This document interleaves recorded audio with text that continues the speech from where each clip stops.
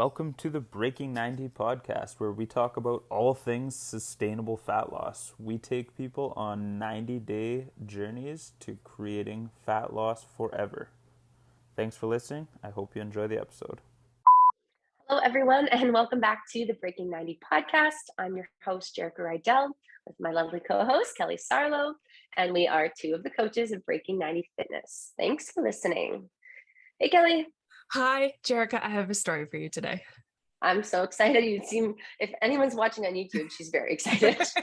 Yeah. So I have a niece, but I also have like pseudo nieces and nephews. And one of my great joys in life is being an aunt. So one of my girlfriends called me the other day and she's like, I just wanted you to know that it's picture day for my son. And he has decided to wear a Spider-Man muscle costume for picture day. Oh my goodness. And I love that he got free choice. This is amazing. Totally. And she even messaged the principal and the teacher to say, I am aware that he packed this. I approve of this choice. If he opts out, no problem, but it's in his backpack if he wants to change into it. And the teacher and the principal were also pumped for this, which I just think is so much fun, right? He's in kindergarten. They're not discouraging this creativity and this fun in him. So I can't wait for my wallet size picture to come in. Oh my goodness. Please just show us a little snippet, because I can't say that I've ever seen anything like it. And I'm excited for you. Yeah. I'm like, and I think forward right into his like later teen years, his wedding, where it's like, this picture is going to come up multiple times in his life. Absolutely. Yeah. Absolutely. That's so great. Yeah. Anyway, so what topic do you have for us today? Okay, so a lot of our listeners are kind of also experiencing the colder weather. Most of them are in regions similar to us. So I just wanted to touch on how the colder weather may impact our health and fitness journeys, how it might affect our goals, and maybe some ways that we can help navigate it.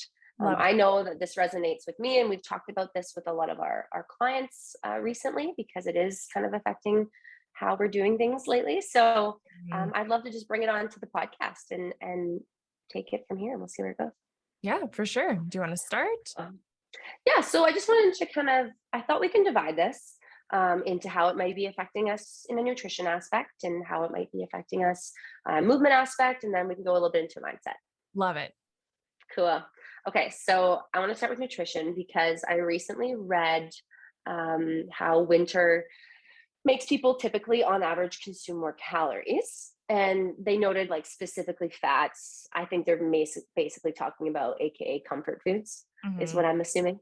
And this actually kind of circles back to our brain. It's actually reacting to the shorter daylight, the shorter days. And we trigger the food seeking hormone, which is like ghrelin, or our satisfied hormone, leptin. So it's actually triggering hormones that's making us gravitate more towards these foods. How interesting is that? Yeah. So just a random question. I don't know if you have the answer to that. Is that like a hibernation kind of thing? Is that just a natural? Well, it did touch on like our natural, a form of hibernation. And, and back then trying to like consume more foods, consume more calories, so that we have a little bit more meat on us. But it did touch on like not knowing if we kind of evolved from that, and we really shouldn't be blaming it on hibernation mode. But I just thought it was interesting how we still have hormones being affected just based on how the lighter days are around us. So, and clearly, I mean, I could just rant on how it's going to affect our circadian rhythm.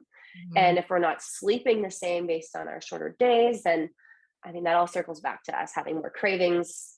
Right. We can all attest to, I'm sure that are listening, the days we have a really poor sleep, no matter what time of the year.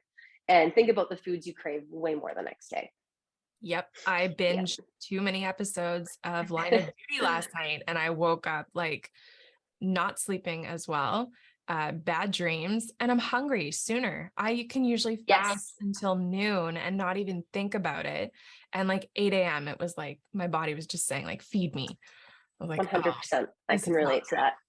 It's going to be a long morning. No, it's true. So like, it's not to say, I just wanted to bring that up because, it's normal, right? All these feelings of our nutrition preferences are going to change, and we are going to crave different foods, and we're probably going to want to cook more warm comfort foods. But I want to just make sure we have maybe some tools to navigate or some things we can just touch on, tips and tricks. This is going to be full of extra tips, I guess, this whole podcast. Cool. I want to just pause because you brought up something really important, and I feel like it kind of snuck in there. And I think a lot of people won't know to kind of pull it out as something that's really important. You just told us it was natural to go through this process. And, I shared an example of where I induced poor sleep and triggered what you're talking about. But for others, you need to hear that this is natural with the shortening of days. This is not you doing something wrong. This is not you having a bad attitude. This is not your body working against you. It's a natural rhythm. Awesome. Thanks for touching on that, for sure. Mm-hmm. And when we do get into these, I think this time of the year, it's important to hear this and recognize it. But now that we know and we're recognizing it, we can try to make some changes, right? Mm-hmm. And it's not to say that we're not going to make those comfort foods, because I absolutely am going to make all the chilies in the world. Yeah. But it's finding maybe ways to either make the super comfort food chili, but be aware of the portion control now that we're heading into the winter. Or it's finding ways we can maybe sneak in ground turkey or Greek yogurt instead of sour cream on top, things like that. Mm-hmm. Even I find too, for myself, grains are always non-consciously paired with these comfort foods. Like I'll pour my chili over rice, and now I'm more conscious of the fact that I don't want to do that, right? Or I would dip or use Tostitos to eat the chili. Yeah. Like, or a bun. Chili. Yeah, exactly. Why can't I just eat it out of a bowl with a spoon? Or pasta as well, right? Not necessarily thinking that I could put 2 proteins with it instead of an extra heaping of the pasta itself. Awesome. I love that. And aside from comfort foods, I personally experience this, and I know some of our clients do, is with the colder weather, it's common to not want to drink our water or our cold water as much. We don't gravitate towards, just slamming back water because we don't feel dehydrated, or we don't notice ourselves sweating as much, or it's more difficult to sweat. So not getting in our water is another common one you'll see. And personally, I mean, I just have to have it in front of me 24/7, but room temperature water, and you and I are on the same page with this, is lots of teas and lots of broths. I've been loving the broth since you brought that up, the bone broth. Yeah, it's a game changer. And I will say too, like, I agree and understand with what you're talking about. When you're in extreme heat or heat of any kind, you're outside and moving in the summer, you naturally just want to consume more water. If you're living in Northern Ontario, like most of us, or you're out west in Alberta and Calgary, like some of our clients at Breaking 90, your skin hurts in the winter and we need more hydration, right? Like you can literally feel it in the itch, sometimes the burn of the skin if you're not hydrated. And with the heat pumping through your house all day, it's crazy how much more water we actually need and we don't even realize. I'm so glad you touched on that. My whole face has been like basically peeling the last week because it's so dry and the heat's been on. So yes, that's a good reminder, Kelly. Thank you. Mm-hmm. Yeah, it's a season that I dread for that reason. And I used to think that the solution was moisturizing cream. And then it was like, why don't you hydrate from the inside out? Such a good point, and something I don't think of often enough about how it affects our skin. I love it. Yeah. That is kind of all I want to talk about with nutrition, but if you have any other things to add, other than, I also just thought of something, how common it is for so many people to just forget or to not want to eat salads throughout the winter. Mm-hmm. There's no reason why we need to gravitate away from the summer salads, because they pack so many veggies in such an easy way. So I'm just here to remind everyone to eat the salad in the winter. Maybe to remind myself, I'm not sure. This is just a mental note for Jerrika. Yeah. I think that's a great point. And one of the things that I love to do in the summer is eat a cold salad. So I'll actually eat chicken in it cold, right? Or an egg cold. But in the winter, I can eat that same salad with warmed up or heated, fresh chicken, or a fresh hard-boiled egg. It's melting the dressing. It's giving a warmer feel or sensation to the salad itself. And it's as enjoyable in a different kind of way. And I was actually going to say the same about vegetables, right? In the summer, I tend to want to chop things up, meal prep, and have them in little baggies of, ready to eat carrots and peppers and things like that.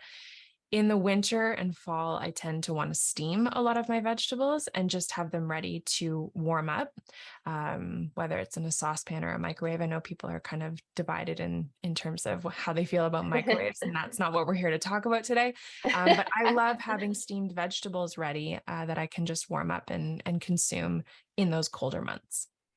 Awesome. Yeah, great point. I'm glad you touched on that. Okay, so now let's head into the movement aspect. So there's obviously no doubt that colder weather has us wanting to stay snuggled in bed or staying in the house, hitting the snooze more often, things like that, because it might, waking up at 6 a.m. when it's dark and freezing might not seem so manageable anymore. No. So to obviously dress appropriately would be the first point. So there's nothing to say you can't go continue your weekly walk with your friends if you're not dressing appropriately. It's such a common thing that we don't see people just bundled right up on the side of the road walking. It literally drives me crazy when someone's like, I don't want to go for a walk with you. It's like, well, do you have boots, a winter jacket, a hat, and mitts? Like, let's get moving. And we can go into so many other reasons why just getting outside, and we probably will touch on mindset, why it's so good for us. But it's first and foremost, dress appropriately just to get us outside. I think that's cool. And I just want to riff off what you're saying. A lot of people with their sports and activities that they play have no problem investing in the obvious gear that they need to get into the sport itself, to protect them in it, etc. When we are walkers specifically, and we think like, oh, the weather's getting colder and now it's not as nice, so I'm going to walk on the treadmill in my house. Like, that's great. Keep moving. That's wonderful. But if you want to keep your outdoor walk, the gear that you need to invest in is like your long johns, right? Your sports bra, all of the things that are going to keep you warm. And we need to see that as an investment as much as we do your knee pads for volleyball or your braces for a sport, right? If that's the thing that you do to move, you need to invest to make it possible. Absolutely. That's bottom line. Or I wear winter running shoes. We have a lot of runners who listen to us and who join us on Breaking 90 as our clients, and they run all summer long and they live for it and they love it, and it feels invigorating and powerful. And then it's like, okay, I'm done for the winter, and then I got to start all over in the spring. It's like, invest in those shoes. They are a game changer. They have treads, the warm clothes. It's so beautiful to get out in the wintertime and walk or run. It's mind-blowingly gorgeous. Cool. I love it. Yeah. Okay. So I also want to touch on how warm-ups, typically a lot of people would mention how much longer it feels or takes to get warmed up in our workouts. I need to hear this. Take it away. Okay. So some people are like, okay, it's wintertime and I only have 30 minutes, but now it's taking me half the time to warm up. Mm-hmm. And my response is typically, so what? So what? It takes you 15 minutes to warm up and then 15 minutes to work out. You're still moving for 30 minutes. Yeah. Your warm up is not some part of your workout that just means nothing. That doesn't account for maybe your move minutes on your watch, or it doesn't give you any benefits to your strength training or to your cardio or whatever it is. Your warm up is just as, if not more important than your workout. So I want you to not cut it short, because we do want to prevent injury and we do want to warm up our body. And I want you to prioritize it, but be okay with it taking maybe half the time that you only have time for. It's not gonna, in the long run, it's really not gonna make a big difference in terms of your winter fitness level or your goals. In fact, it might actually make you have more longevity in whatever your strength training, resistance training, running, walking, etc. So I don't like to see it as an excuse. I like to be excited about it and say, yeah, make it longer, feel good, and then just push really hard for the 10 minutes of circuit that you're doing or whatever. Love it. Thank you. Personally. Yeah. You're welcome.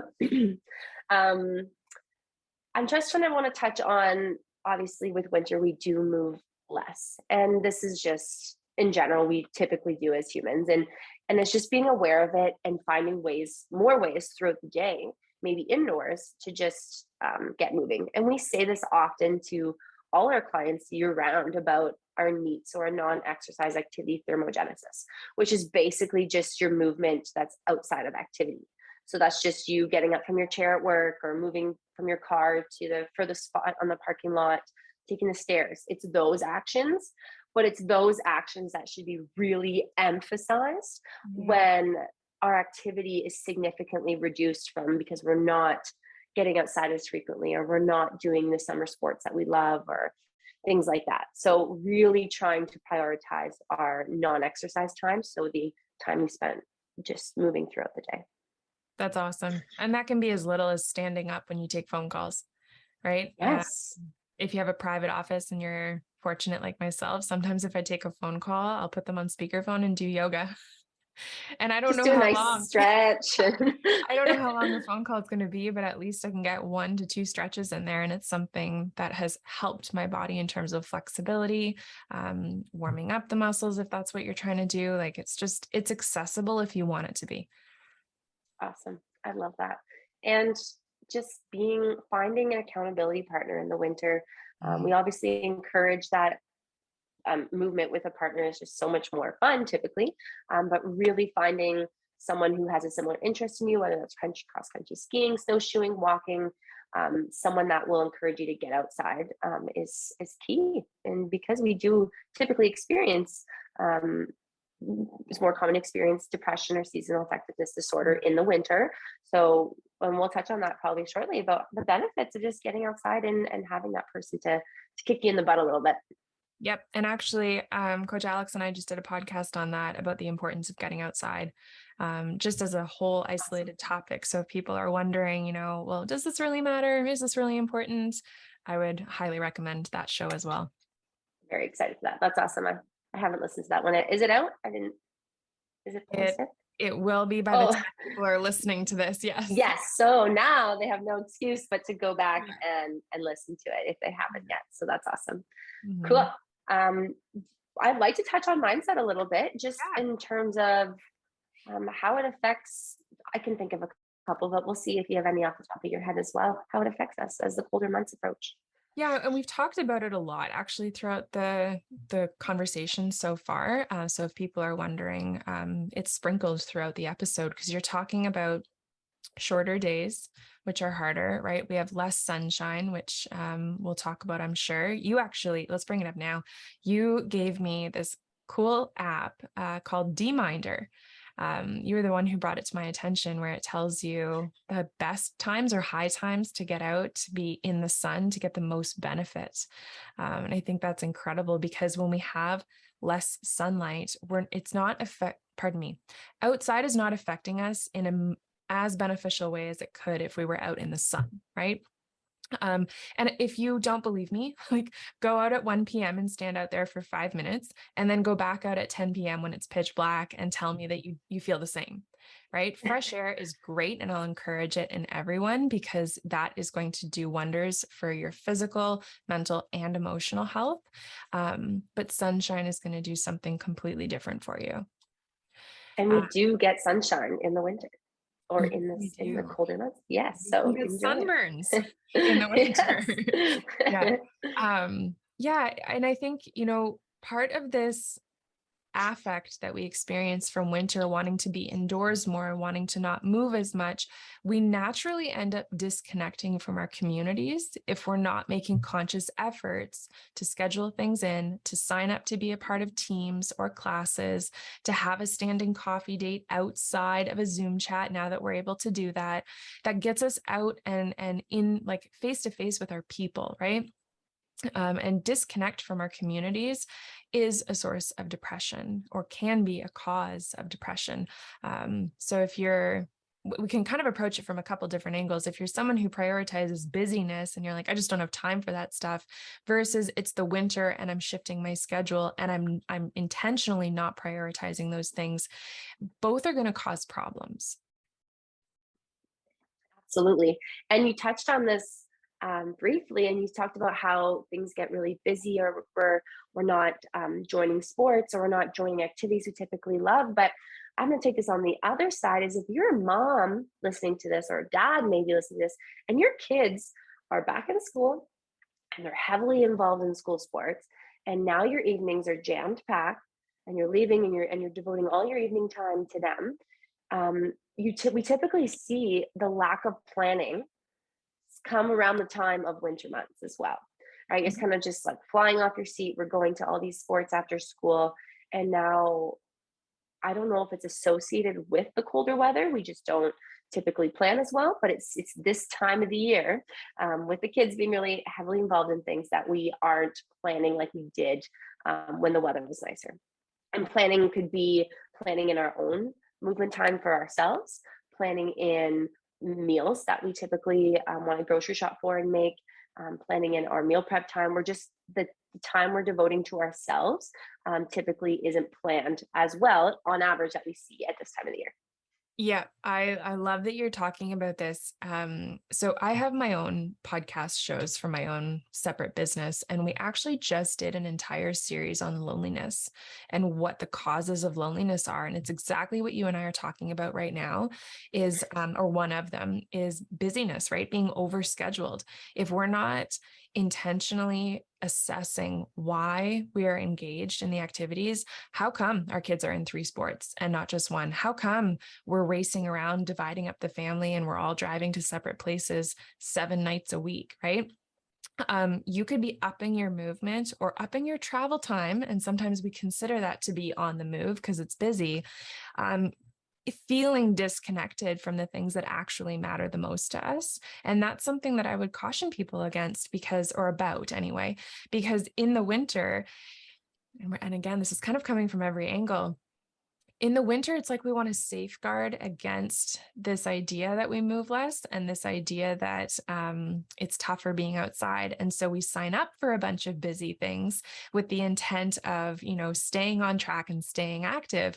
And while there's some good intentions in there, we can work kind of retroactively at chipping away at our connections by staying too busy. And so you're talking about not planning the actual self-care portion of things because the overscheduling is now taking a priority.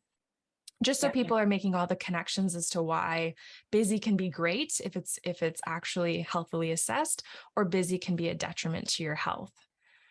Absolutely. Busy can be basically an excuse, as I'm putting into quotations, to not prioritize ourselves or prioritize our movement or health goals. Yeah. And along that line too, I vividly remember talking to some of our members about a year ago where they know that year end happens in October for some companies and December for a lot of companies. And so this idea that year end is coming up in this colder season, people know that they're about to amp up the busyness in their schedule specifically for work. And we don't always plan accordingly. We just accept that it's going to be these months and it's going to be hellish. And we don't actually put into place the things that you're talking about, about having your nutrition planned and prepped, having your movement planned and being a non-negotiable in your schedule, right? And so we sacrifice everything. And we see this in some people where they will say, I need to put the program on hold because things are too crazy right now. And it's like, well, that's exactly why you should be here. Right? Because you're exactly why you need the program. You're telling me that you can't prioritize, time manage, or stress manage. Yeah. And this all does tie back into colder months, right? Because we start to lose a lot of our outlets that feel good to access in warmer seasons. And so we become naturally less able to manage our stress. And sometimes we don't even know what's happening. Absolutely. Absolutely. And we can all relate to that for sure. It's listening. Yeah. Awesome. That's all I got. Yeah, that hits home for me, and that hits all the points and then some that I was hoping to get across today. So Do you have a tip for us today? I do. And I'm actually going to post it in the description of this podcast episode. So wherever you're listening from, make sure that you're clicking on more so that you can see it. I did not know that you were bringing up this topic today. So this is super fun. In light of colder seasons, I wanted to offer everyone a healthy pumpkin dip recipe. It's one of my favorite things. Prior to the program, I would have dipped graham crackers in it, but now apple slices. So you can keep this really nice and healthy, still appreciate those fall flavors. And I think it's great through any season, of course, but that's what I'll be posting for people, especially if they're prepping any of their Thanksgiving meals, or they're in charge of dessert for family functions. Oh my gosh, I'm so excited. Can you just give us like a spoiler alert? Like, what's the base? Well, Greek yogurt. Alex is going to be thrilled, right? Amazing. Yeah. And I think one of the biggest things that people can kind of take away from the recipe is that instead of using pumpkin pie filling, let's switch to pumpkin puree, so that we're reducing the sugar. Greek yogurt is a great substitute. There is some maple syrup in there. I chose a recipe on purpose because it doesn't have a 3/4 of a cup of brown sugar. It has more natural sugars in the maple syrup. And you can play with that, right? If you are someone who has gotten away from a little bit of sweetness, great. Just reduce it by whatever you're comfortable with. And then you've got all the fun flavors in there with the spices and vanilla. Amazing. I can't wait. Thanks, Kelly. Yeah, my pleasure. This was fun. Awesome. Well, thanks everyone for listening. And if you enjoyed the podcast, please share, comment, post, share with any family and friends. We'd love to hear any feedback you have for us. And we will see you next week. Thank you.